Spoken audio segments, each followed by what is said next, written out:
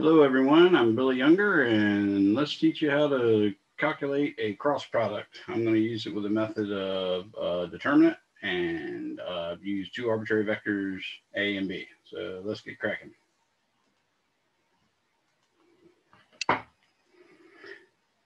So like I did with the dot product, I'm going to assume A is equal to AX I hat plus AY J hat plus AZ K hat, which again we can write much simpler by writing AX, AY, and AZ in less than and greater than symbols.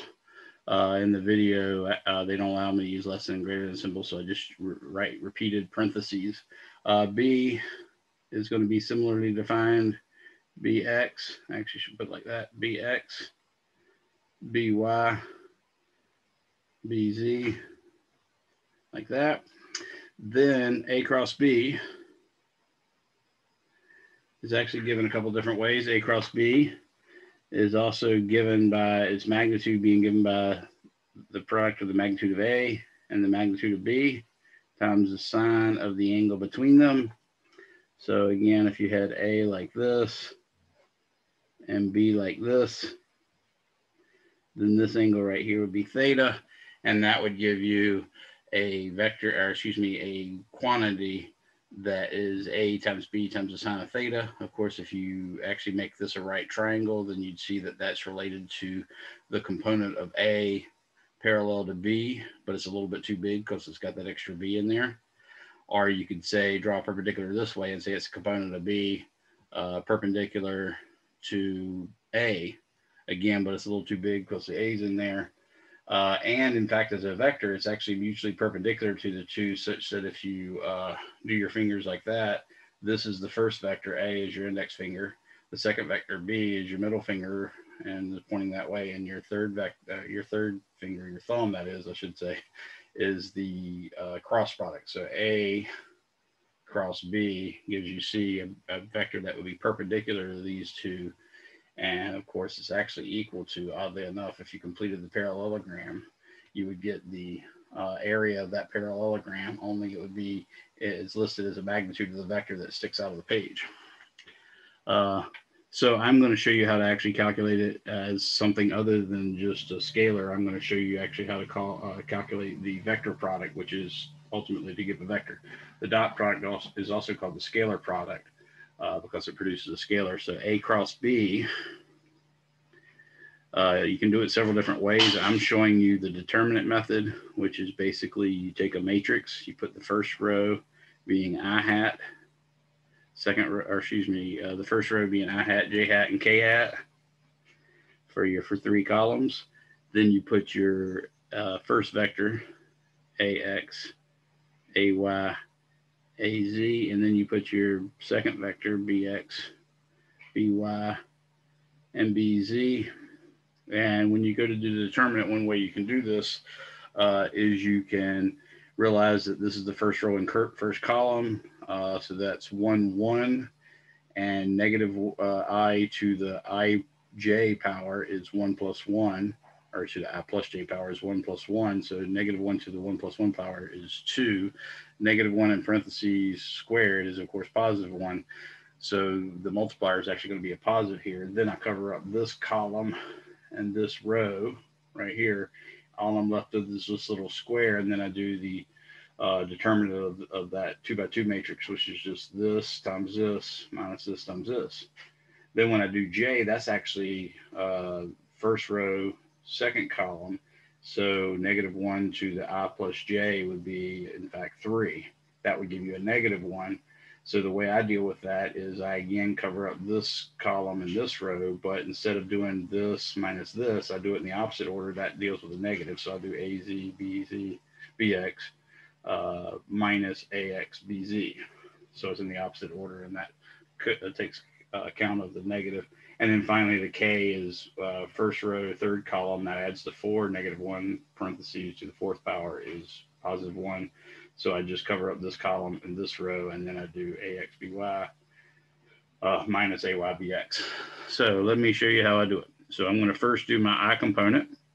So what I'm going to do is I'm covering up this column and this row. So I have AY BZ minus AZ BY, and that's in the I hat direction. Plus, now I'm going to do the J. Remember, I'm covering up this column and this row, and now I'm going to do it in opposite order. So I'm going to say AZ BX minus AX BZ. That's in the J hat direction. And finally, in the K hat direction, I'm going to cover up this column and this row, and I'll do AX BY minus AY BX, and that's in the K hat direction. So that's one way you can do it. There's other ways, so I'll show you another way just in case that way is not that pleasurable. So you can actually write I hat, J hat, K hat, and then AX, AY, AZ, and BX, BY, BZ. And then to do the matrix, and this only really works with a 3x3, so don't try to do it other ways, but with this 3x3, you can actually complete the next two, repeat the rows, or excuse me, the columns. So that'd be I hat, AX, BX, and then I'll repeat the next row, which is J hat, AY, BY. Like that. And now I'm going to do this times this times this plus this times this times this plus this times this times this. And of course, this is, well, when I do that, then I got to do this minus, and these are all negative, and then this minus, and then this minus. So that's another way I can actually do it. And when I do it that way, I should get the same result. I think you can see that I do by going this light, as I say here. So there's an I hat, and of course I get AYBZ. And then I'll say there's a J hat. Now AZBX.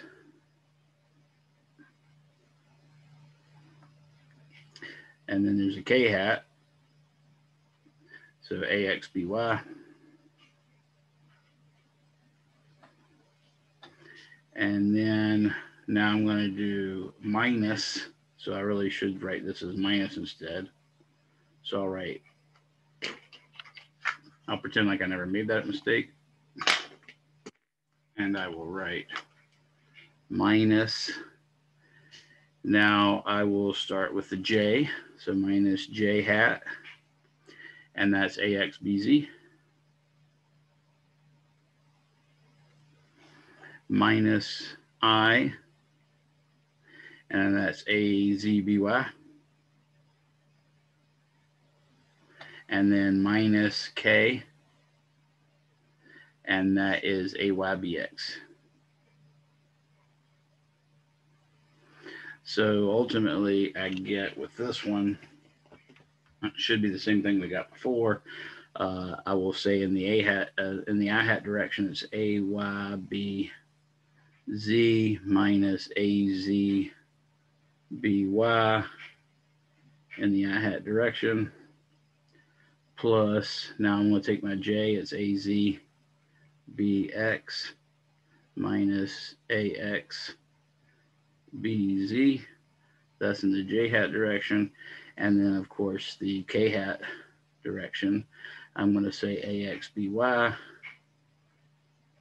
minus AYBZ. And that's in the K hat direction. So that is, in fact, exactly the answer we got before. That's a good way to do a cross product. This is the general formula. It always works. There's also a neat little way if you want A cross B, but you want, say, the ith component. then you can use the levi-civita tensor, which is I, J, K times A, J, B, K. So for instance, this epsilon ijk, this is a levi-civita tensor. That's spelled Levi, Civita, Civita. Again, may not be pronouncing this right, but basically this thing is 1, 2, 3, or it could be 3, 1, 2, or it could be 2, 3, 1. In other words, it's always going to be a cyclic permutation of 1, 2, 3. And if it's cyclic, it'll be +1. If it's anti-cyclic, it'll be -1. And if any two match, it'll be 0.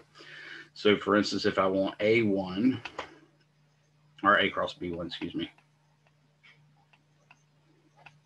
1, which equals A cross B X component, then what I want to write is epsilon 1. And then, of course, if I want this to be positive, this has to be 2, 3. So I'll say 2, 3, A, 2, B, 3, which means, oh, and then also there's another one because you can also have it such that it would be this, but I can also do minus because this is +1 when it's 1, 2, 3, but it's -1 when it, well, actually, I'll just leave it like that.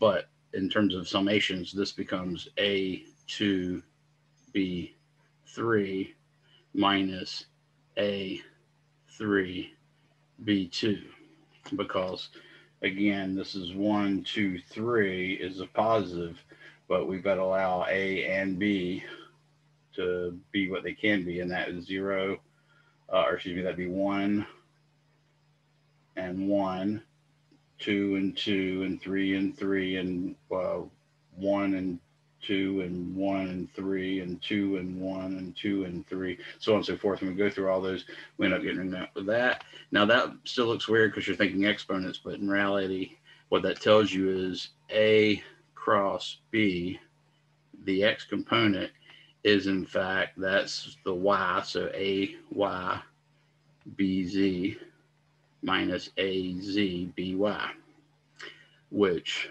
AYBZ minus AZBY is exactly what we expected. If I wanted A cross B in the Y direction, then that has to be epsilon 2. Okay, in order for that not to be a cyclic permutation, I need it to be epsilon 2, 3, 1. So that'd be the +1, or it'd be epsilon 2, 1, 3, and that would be -1. So in this case, it's epsilon 2 J K A J B K, which is actually equal to the positive case. So that'd be A 3 B1 minus A1 B3, which equals AZ BX minus AX BZ, and that matches AZBX minus AXBZ. That matches exactly what we got the other way. And then finally, if I wanted A cross B Z component, I could do epsilon. That has to be 3 now for the first one. Now epsilon 3 has to be 1, 2 to give me +1, but it has to be, epsilon 3 has to be 3, 2, 1 to give me -1. So that'll be times, oops, J and K. Another mistake here.